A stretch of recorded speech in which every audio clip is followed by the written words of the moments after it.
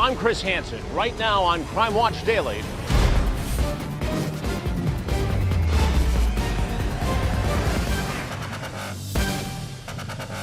His name is Rodney Reed, and he's been sentenced to die on Texas's death row. He should be executed. Yes, he should. Convicted in the murder of beautiful Stacy Stites, but now is an innocent man behind bars. His conviction's a miscarriage of justice. New evidence, new questions. If you did not kill Stacy, who do you think did? A fiance with a checkered past. Two cops investigating the case die under mysterious circumstances. A family divided. I've been kicked out of the family. And for the first time ever, a juror who helped sentence Rodney to death breaks her silence. I have questions now about whether Rodney was really guilty. Plus, a 48-year-old married real estate agent arrested for the unsolved murder of her love rival 27 years ago. How DNA evidence linked her to the decades-old cold case, and why she's now under suspicion in yet another killing. Right now. Andrea Isom, sir, with Crime Watch Daily. Jason Matera with Crime Watch Daily. This I'm Elizabeth. I'm here with Crime Watch. I'm Michelle from Crime Watch Daily. Anna Garcia from Crime Watch. is Crime Watch Daily. Stay off my property. We'll find you again. We always do. Welcome to Crime Watch Daily, everyone. I'm Chris Hansen. First up today, his name is Rodney Reed, waiting out his final days in a Texas prison, sentenced to death. But Rodney maintains he didn't do it, and he's coming straight to Crime Watch Daily to lay out his case. Hey, Narissa. Hey, Chris. It's here in Bastrop County, Texas, where Stacy Stites' murder set off a bizarre chain of events that mysteriously ended with 2 more people dead, 1 man on death row, and countless questions unanswered. Murder deep in the Lost Pines of Texas. The half-dressed body of a woman. Strangled. Who killed Stacy Stites? Based on the evidence, who do you think is responsible for your sister's murder? Rodney Reed. The state says Rodney Reed raped and then killed Stacy. A jury agreed, convicting him of her murder. Reed was sentenced to death. Do you think Rodney Reed was given a fair trial? Yes or no? Yes. Yes, definitely. But many across the country are beginning to wonder, did Texas convict the wrong man? Stacy's sisters Deborah and Crystal exclusively tell Crime Watch Daily they are convinced of his guilt. He should be on death row. Yes. Absolutely. He should be executed. Yes, he should. Without a doubt. No doubt whatsoever. He is guilty. Stacy was a beautiful 19-year-old just starting out. She was very athletic, involved in lots of activities, ROTC. She was well-liked and bubbly, lots of fun, loved little kids. She was a good person. She worked in the produce section of the local supermarket in Bastrop County, some 30 miles south of Austin, and she lived with her fiancé, a police officer named Jimmy Fennell. She was very, very excited about getting married. She really loved Jimmy. They were 2 young kids in love. I was the maid of honor in the wedding. The last call that I had with her, she called to tell me that she had made appointments for our hair and our nails to be done. Fennell told investigators he was asleep when Stacy got into his red pickup truck and left for work around 3 o'clock in the morning. She had taken that job to work the morning shift because you got paid just a little bit more to work that early shift, so that would help pay for the wedding. When Stacy didn't show for her shift, cops triggered a massive search. We knew it wasn't like her not to show up for work. She was very, very responsible. So when she went missing, we knew she was missing, but we didn't know that she was murdered. Nearly 12 hours after Jimmy says Stacy left home, her body is found alongside this country road. Her family is left devastated. Absolutely. It was unbelievable. She was well liked. Nobody would have wanted to hurt her. Who took it the hardest in the family? Definitely my mom. Our mom. When she found out, she just sat in a chair, rocking back and forth, saying, "My baby, my baby, my baby." Yeah, she was a wreck. God, I did good for a while. This is the actual crime scene video shot by investigators moments after the gruesome discovery. You can clearly see ligature marks on Stacy's throat. There are 2 cans of beer and about 10 feet away, half of a belt the belt cops believe was used to strangle her. Strangely, the other half was found several miles away, alongside Jimmy's truck. The truck he says Stacy drove to work. That truck was found here at Bastrop High School. Shortly after Stacy's murder, Fennell sold the truck. Before Jimmy sold the truck, cops dusted it for fingerprints. The only prints detectives found belonged to Stacy and Jimmy. He's now the first person put under the police microscope. And we wholeheartedly believe Jimmy Fennell did not kill my sister. Cops quickly eliminated Jimmy because they claim he didn't fit into their murder timeline. During the autopsy, the Travis County coroner found something sinister and suspicious. Male DNA inside Stacy's body, and it wasn't Jimmy's. When the autopsy was completed, Deborah and Crystal made arrangements to bury their sister. Seeing her in the casket, Jimmy put the ring on her finger in the casket. Yeah. But in this small town outside the big city, several months pass and Stacy's murder case goes cold. Not knowing who had murdered her was very hard. Yeah. 6 months of not knowing thinking, anything. or almost a year of thinking, this is a cold case, they're never going to find her, they're never going to find out who did this. Then an unexpected break. Police investigate a sexual assault near the high school where Jimmy's truck was parked. The woman picks out her alleged attacker from a photo lineup. It was Rodney Reed. He was well known to authorities. The state claims Rodney had a history of sexual violence, including the rape of a 12-year-old girl. He was never convicted in those cases. Then investigators make a stunning discovery. Rodney's DNA matches the DNA found inside Stacy's body. He was charged with aggravated sexual assault and capital murder. At first, Rodney denied knowing Stacy, but as the evidence unfolded, his story changed. He claims he and Stacy were in a secret relationship. The relationship was somewhat discreet, you know what I'm saying? We was sneaking around, you know, but she was just she was a fun person. She was a really fun person. At the time, do you remember if you, saw a future with her, or? No, we wasn't looking at life like that, you know what I'm saying? We were doing what we were doing. At the time, I was 27, she was 18, turning 19, I was turning 28, you know. But that alleged love affair was news to Stacy's sisters. Had you ever met Rodney Reed at any point before Stacy's death? And if so, how did you see him or meet him? We had never heard of Rodney Reed. Nope. Not at all? Nope, never. Never in the picture, as far as your knowledge? Absolutely not. The only time we had ever heard of Rodney Reed was when he became a suspect in the murder. Rodney pleaded not guilty and stood trial. Based primarily on the DNA evidence, the jury convicted him of capital murder. He's sentenced to death. Sounds like case closed, right? Not quite. This story's about to take more dramatic twists and turns than the winding roads in South Texas. Next, Stacy isn't the only one to die under suspicious circumstances. The mysterious deaths of 2 police officers investigating the case. My husband was investigating that situation, and he told me that... Now back to the case against Rodney Reed, convicted of murder in Texas. Stacy Stites is found dead just days before she was going to get married. Police find DNA on her body that ultimately connects her to Rodney. But does that DNA tell the whole story? Here's Narissa Knight. Convicted killer Rodney Reed spends 23 hours a day locked in a 60-square-foot cell. His address, Death Row, Texas. I have to maintain my faith and my hope, you know what I'm saying? You know, a lot of the young people out there, it would give me a lot of hope and support.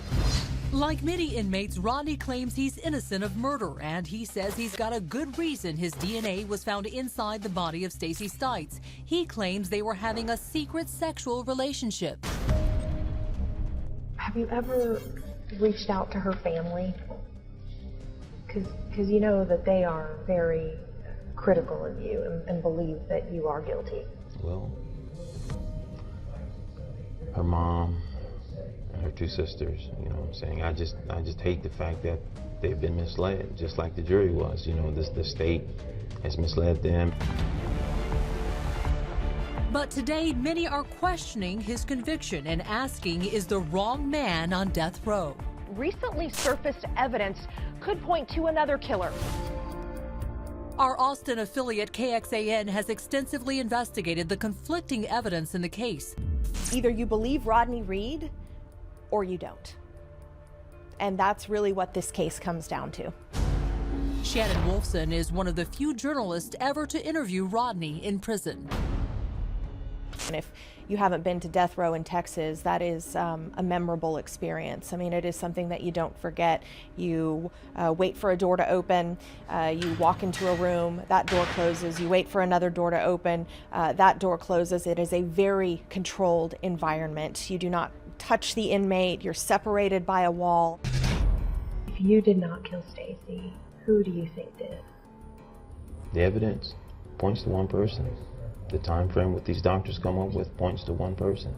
And when one cop focused on that person Rodney is talking about, death greeted the officer at the door. Less than 6 months after Stacy Stites was murdered, the officer who was investigating her death was also murdered here. Giddings, Texas officer Joe Bryant was conducting an unauthorized investigation into Stacy's killing when he was gunned down by a migrant worker from Mexico. Joe's widow, Maria, says before his murder, Joe revealed the identity of who he thought was the killer. He said Jimmy Fennell killed Stacy Stites. Jimmy Fennell, Stacy's fiance, also a police officer. With what conviction did he have in his confidence of who killed Stacy? When he said it, I wasn't surprised. And almost unbelievably, a second police officer involved died under mysterious circumstances. Ed Salmella was one of the first cops on the scene of the crime. Nearly 4 months later, he was dead from what the coroner called a self-inflicted gunshot wound. But his brother Scott says he doesn't buy it. Now, you did your own investigation. What did you find when you went to his apartment? When I went to my brother's apartment, my brother was a pretty immaculate guy. He kept things in their place. His apartment was in disarray. Everything, sheets ripped off the bed. All his guns were gone. His computer, hard drives, all of that were gone. He was shot with his left hand into the left side of the temple, and it took off the right half of his ear. But the gun itself was found laying next to his right foot. My brother was right-handed. He shook with his left hand. I mean, his left hand would shake. So he always used a gun in his right hand. It doesn't make sense. Texas Assistant Attorney General Lisa Tanner prosecuted the case against Rodney. She says there's no connection between the two officers' deaths and Stacy Stites. Do you think that the officers' deaths have anything to do with Stacy Stites' murder? No. Ed Salmella killed himself over his girlfriend. There was a note, and it was ruled a suicide. Joe Bryant, he was with Giddings Police. He was not part of the investigating agency in this case. He apparently sort of went off and did his own little investigation. Two reasons many are now looking at Fennell. In court documents, Rodney's attorney claims Fennell told another cop, quote, if he ever discovered Stites cheating on him, he would strangle her, and he would use a belt. Also, it turns out detectives never searched the apartment Fennell shared with Stacy. Why was the apartment that Jimmy Fennell and Stacy Stites shared never searched when that was the last place her mother saw her alive? There's always something that doesn't get done. And searching her apartment was that thing here. I wish they would have searched her apartment. I think in hindsight, they wish they would have searched the apartment. Remember, Fennell was cleared as a suspect and never charged in connection with Stacy's murder. Jimmy couldn't have done it. Based on all of the extrinsic evidence, not just the medical examiner, but the forensics, along with where Stacy was, the condition of her body, where Jimmy was. The reason why Jimmy was eliminated as a suspect is because he couldn't have gotten where he got. with the transportation that he had. It just wasn't humanly possible. Why? Prosecutors say it was impossible and unlikely. They argued Stacy was killed between 3 and 6 in the morning while Jimmy was sleeping at home. Investigators say he couldn't have driven the body to the field, dumped the truck at the high school, and then, without any transportation, walked some 30 miles on country roads in the middle of the night back to his apartment. The state says it's clear Fennell is no killer, but he's no Boy Scout either. He took his gun out. He placed it against my head. And he pulled my pants down. Connie Lear says Fennell sexually assaulted her. She says it happened when he gave her a ride to a hotel after she and her boyfriend got into an argument. She's bravely coming forward to tell her story. He just kept telling me to shut up. He asked me to dance for him. And I told him no. And when I told him no, he got mad. And he grabbed me and slammed me up against the back of his car where the trunk is. I kept telling him to stop, but he just told me to shut up, that I knew I liked it. He handed me one of his cards and told me that his kid had a soccer game the next day. And when he got done, he wanted to see me again. And that if I told anybody, that he'd hunt me down when he got out of prison and kill me. Well, Connie told, and prosecutors believed her. Fennell copped a plea deal, guilty to kidnapping and improper sexual activity with a person in custody. He was sentenced to 10 years in state prison. I think when that happened, obviously the focus shifted a little bit back to Jimmy Fennell. People thought, wow, if he's capable of doing that, was he capable of murdering Stacy? We contacted Fennell in prison for a comment, but he isn't talking. So why are Rodney's attorneys now floating this theory that Fennell killed Stacy? In court papers, they claim new evidence actually clears Rodney. 3 forensic scientists have looked at the evidence against Reed, and all 3 of them say the same thing. Rodney Reed is not a killer. In the court documents filed by Rodney's attorneys, the pathologists claim his guilt is medically and scientifically impossible if she really was killed between 3 and 6 a.m. Look closely at the crime scene video taken 15 hours after Fennell says Stacy left their apartment. Retired NYPD detective and noted forensics expert Kevin Gannon says Stacy's body appears to be in an advanced stage of rigor mortis, which could indicate she died long before the state's case claimed. When the body first is deceased, decomposition starts in the lower right quadrant and then spreads to the rest of the body. It turns a blue to a greenish color, which showed me that this young lady was deceased for 24 hours and not the 15 hours now that she was missing. That means that the murder did not take place at 3:30 in the morning. It took place probably somewhere about 9 to 10 hours earlier. And after further examining the evidence for Crime Watch Daily, Gannon has another remarkable theory. He believes strangulation was not what killed Stacy. Could she have been submerged? Here's a woman is on land, but she has 1,200 grams of fluid in her lungs. And the normal amount of fluid in the lungs for somebody of her size should be like 600 grams, maybe 700. When you have over 1,000, it's pretty much considered a drowning. I think she was strangled to restrain her. I think she was drowned. Now, the only question, are theories enough to save Rodney from the needle? Coming up, we talk to one of the jurors who helped put Rodney away. Does she think they sentenced the wrong man to death? That all-new interview next. Now to the conclusion of our investigation into death row inmate Rodney Reed. Here's Narissa Knight. Chris, Rodney Reed has always maintained his innocence, yet a jury found him guilty of murdering Stacy Stites. Now, in a Crime Watch Daily exclusive, we interview one of those jurors who put Rodney on death row, and she says if she'd known then what she knows now, her decision would have been very different. Convicted killer Rodney Reed's date with death is on hold. An appellate court stayed his execution indefinitely pending a review of new evidence in the murder of Stacy Stites. KXAN investigative reporter David Bearer is intently following the case. What do you think as far as his innocence, guilt, or is it unclear? I can't be sure, but I think that the amount of evidence that the defense team has brought A lot of people believe it warrants a retrial for Reed. In court papers, Rodney alleges Stacy's own fiancé, Jimmy Fennell, might be the killer, even though he was long ago ruled out as a suspect. His attorneys say the existing evidence raises a healthy suspicion that Jimmy Fennell and not Mr. Reed committed the murder. They're still trying to kill me for something I had nothing to do with. But the state of Texas says there is no dispute. Rodney Reed is the killer. How do you respond to people who say that Rodney Reed did not kill Stacy Stites? That they need to read the evidence, read the file, look at the evidence, because it speaks for itself. And none of the evidence that has developed since trial has led us away from that conclusion that he is guilty of this crime. What about the secret affair? I'm glad you asked about this secret affair, and I'm going to put it in air quotes, because that's really what it was. She was 18 days away from her wedding. She was obsessed with marrying Jimmy Fennell. This juror voted to send Rodney Reed to death row, but she now says she has regrets.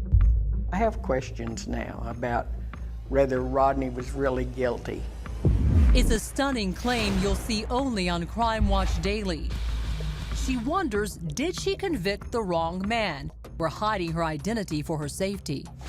I voted guilty. I stand by the decision because I made it based on the evidence that was presented and what I knew at the time. Since then, there have been a lot of things that I've learned in that 20 years or heard about that have made me wonder if Rodney was framed. No one is a bigger champion of Rodney's innocence than his brother Roderick, who supports his brother's claim that Rodney was in a consensual sexual relationship with Stacy. Rodney first told me about the relationship. He told me he was seeing this girl, and he said he think that might be the one.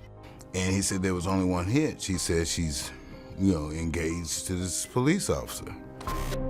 Roderick says his brother Rodney told him Fennell threatened him when he found out. Rodney was threatened by Jimmy Fennell, saying that if he continued to see his fiancée, that he would kill him. And Rodney is getting support from an unlikely source. I came to a conclusion that was not expected.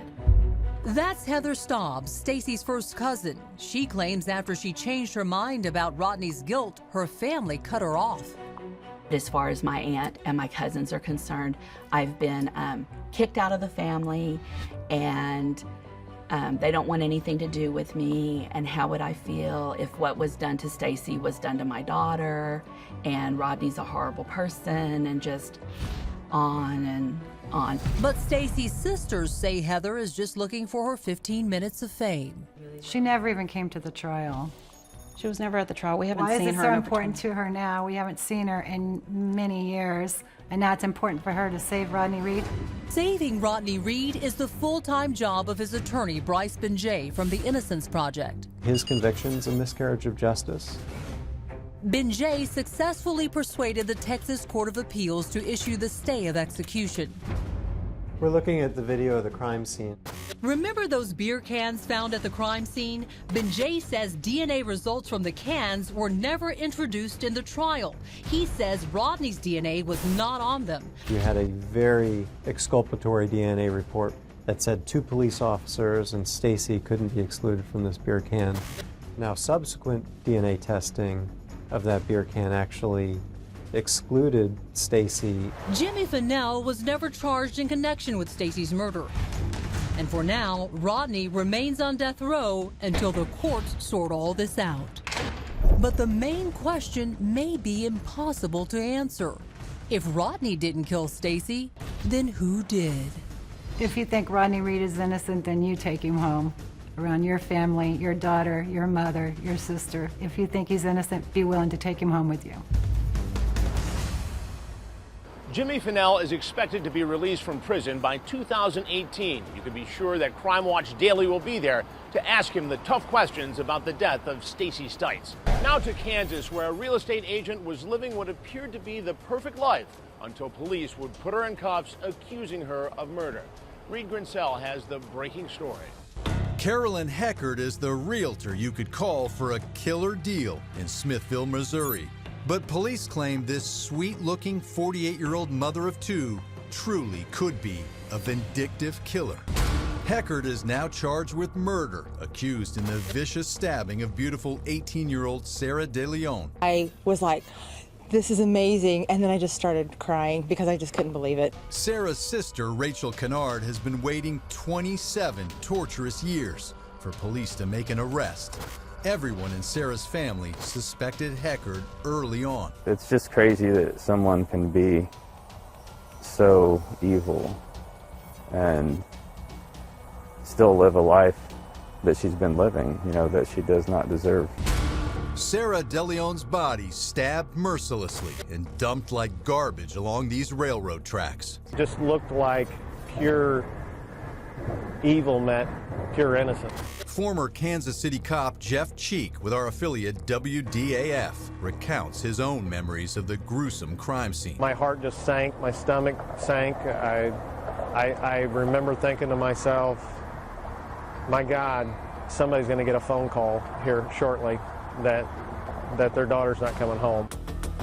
For 27 years, Sarah's murder has been a daunting, unsolved mystery. It just made absolute zero sense. For Sarah's grieving brother, Matt, the pain is just as searing today. It's hard to know that someone's out there, you know, living a life not deserved, and Sarah's gone. It was unfathomable that anyone would want to hurt Sarah.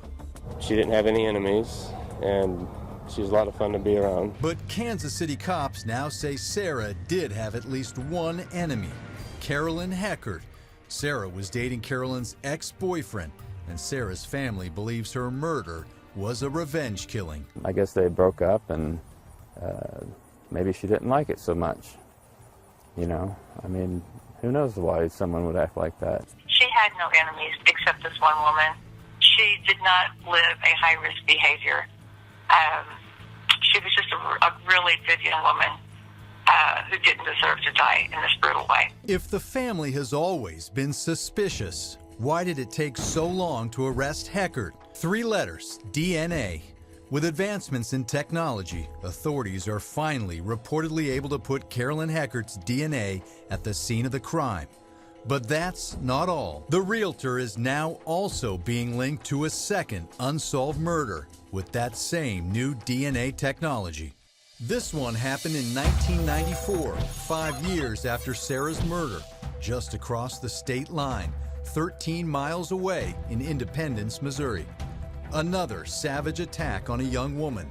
This time, it was a doting mother of 2, Diana Alt. From what I know and have heard, she's a very loving and caring person, very hardworking, and wanted nothing more than to be a mother. Josh was only 4 years old and right by his mother's side when a vicious killer ambushed her in the family kitchen and shot her point blank. Josh says the details of what happened all those years ago were blurry, but he'll never forget the horror of that terrible day he watched his mother die. I can remember being put in the closet, and I can remember the police showing up. Diana Alt's murder would become yet another perplexing mystery for law enforcement. No suspects, no clues, no evidence. Surely to God there's some new technology, there's something. Surely there's something that could restart this. Jeff's thoughts would prove prophetic. DNA technology allowing cops and forensic analysts to take a new look at both of the brutal killings. DNA not only linked the murders of Diana Alt and Sarah De Leon, but there is another thread that ties the two together. Police say Carolyn Heckert was at one time having an affair with Diana Alt's husband. Cops claim the realtor, who apparently considers the men in her life her personal property, has been linked to Diana's case, but they have not charged her in the murder. For now, Heckert is being held on $1 million bond. She has been charged with the murder of Sarah De Leon and has not yet pled. But if cops have their way, this alleged ruthless realtor will soon make her home in a not-so-comfortable turnkey cell in state prison. I learned to live with not knowing years ago. I thought we'd never find out. I thought we'd never know the truth. I thought there would never be an arrest. I want this woman put away. That's how convinced we are. We know. I want her put away. And that's when the real closure will take place. Up next, just in time for Halloween, the so-called killer clown craze is terrorizing streets all over America. We are not going to stand for this in this city or in the United States. How a few of these pranksters have now taken things from creepy to criminal. That's next. It's happening in just about every state in America. People dressed up as creepy clowns terrorizing the streets. As our Pat Lalama found out, it looks like a few of these pranksters will be wearing a different costume for Halloween. Jailhouse stripes. Clowns lurking in the shadows, jumping out of cars. 911, what's the address of your emergency? There's a guy walking around here dressed in a clown suit with a machete. Even putting schools on lockdown. With everything's going on, you don't know who's behind the mask. It's the bizarre and scary clown craze that's sweeping the nation. In Detroit, two bozos, dressed as clowns, apparently thought it would be fun to pull up in a car and start chasing people. We are just waiting for someone to get hurt or seriously or killed as a result of these attacks. Cops arrived and the clowns made a run for it, but the girls were arrested. That's Jamie Salinas and Alondra Sledge facing a judge who isn't laughing. What you did, allegedly, was horrendous. And we are not going to stand for this in this city or in the United States. The girls' bond was set at $10,000 each. It looks like the joke's on them. Like, I'm a college student. I don't have much money coming in. I'm off of financial and I'm still paying for school. I go to school full time. I do work. I don't make much money. Guess you should have thought of that before you hopped in your clown-mobile and scared innocent people on the street.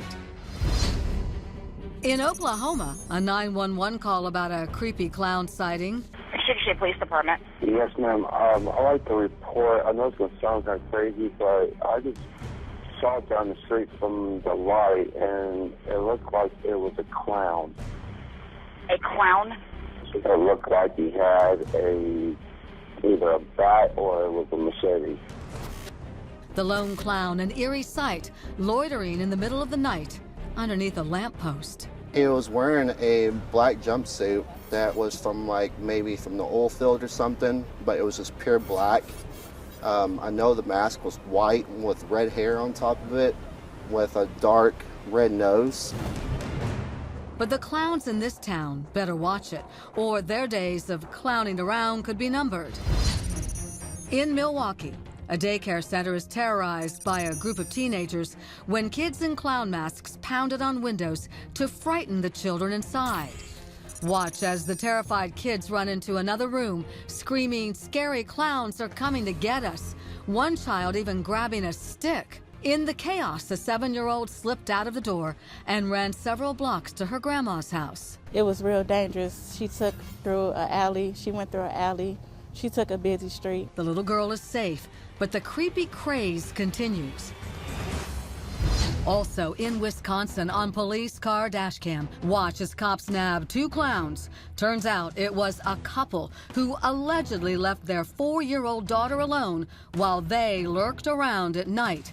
The duo was arrested and charged with child neglect. And in Utah, this terrifying 911 call. There's a guy walking around here dressed in a clown suit with a machete. Okay, I've got a couple officers headed that way. Chris Pierce says he saw the clown, who looked straight out of a horror movie, chasing cars down with what looked like a weapon in his hand. But it was silver. He had a lot of fake blood all over it, and him on the costume. It kind of freaked me out and scared the crap out of my kids because they've already been scared about it for weeks. The clown then reportedly ran to a nearby field and behind homes. And more calls came into 911. It looks to be a fairly young man walking down our street in a clown costume. Any reason you think drugs or alcohol might be involved? He's gotta be to be doing something that stupid. And then Chris goes after the twisted joker. He jumped in a little side-by-side utility vehicle, and my chase was on. They just kind of started hitting the back of him, and and finally he pulled over. Within minutes, cops arrive on the scene and arrest the weirdo.